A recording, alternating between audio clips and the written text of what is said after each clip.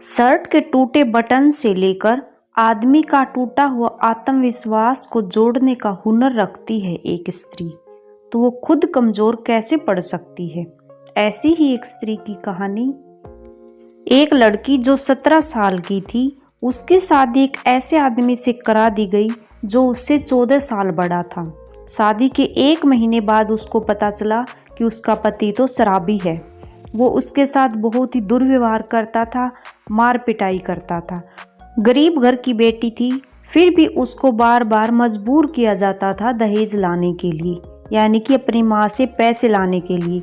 कई बार तो लोहे की रोड से उसकी पिटाई होती थी। ये बात उसने अपनी माँ को बहुत बार बताई कि माँ ऐसे ऐसे मैं तकलीफ़ें झेल रही हूँ। माँ ने भी क्या कहा, मजबूर थी माँ भी। माँ ने कहा बेटी कोई बात नहीं, खुद ही सहन करो, ये सब तो शादी के बाद होता ही रहता है। उसकी सास तो उसके पति से भी बदतर थी। कहा भी जाता है औरत ही औरत की दुश्मन होती है। वो उससे घर का सारा काम करवाती थी और उसकी कोई भी हेल्प नहीं करती थी। कुछ महीने के बाद उसको पता चला कि वो तो गर्भवती है। परिवार वालों ने कहा अगर तुमने लड़की को जन्म दिया तो तुम्हें घर छोड़ना पड़ेगा।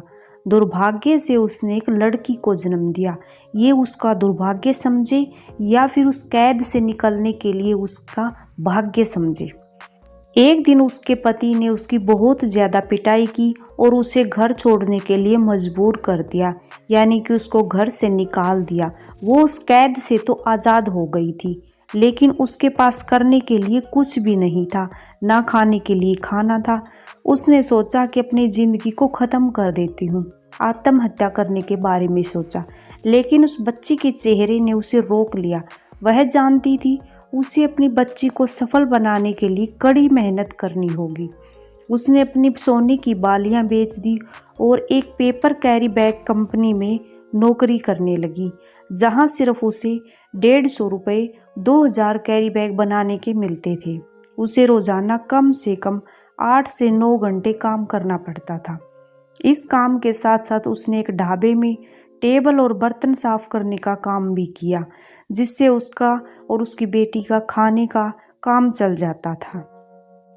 वहाँ पर भी वो 5 से 6 घंटे काम करती और उसे प्रतिदिन 100 रुपये मिल जाते।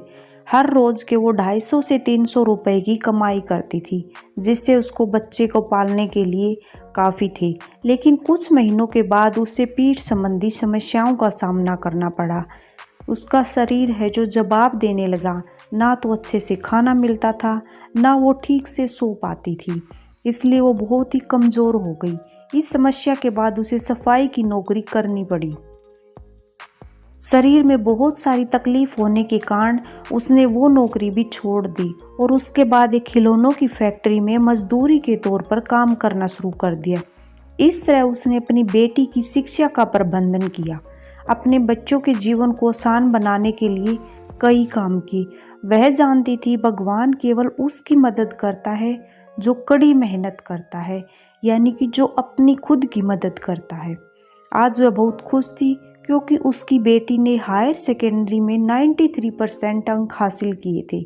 वह एक डॉक्टर बनना चाहती थी। उसके पास उसकी बेटी के अलावा कुछ भी नहीं था।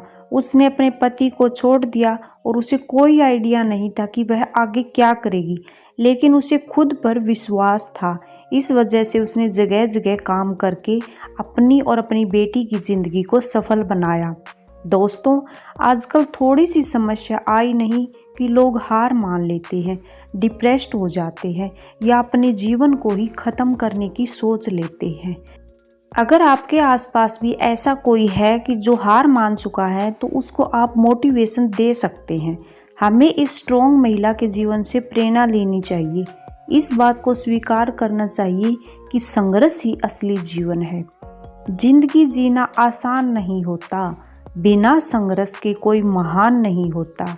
जब तक ना पड़े हथौड़े की चोट, तो पत्थर भी भगवान नहीं होता। कृष्ण के उपदेशों से हम सीखते हैं कि कैसे हम चुनौती को अवसर में बदल सकते हैं और आत्मविश्वास से आगे बढ़ सकते हैं। अगर आप लोगों को ये कहानी थोड़ी सी भी अच्छी लगी हो, तो इसको आगे शेयर करना और वीडियो को लाइक करना, ताकि मुझे भी आगे मोटिवेशन मिले।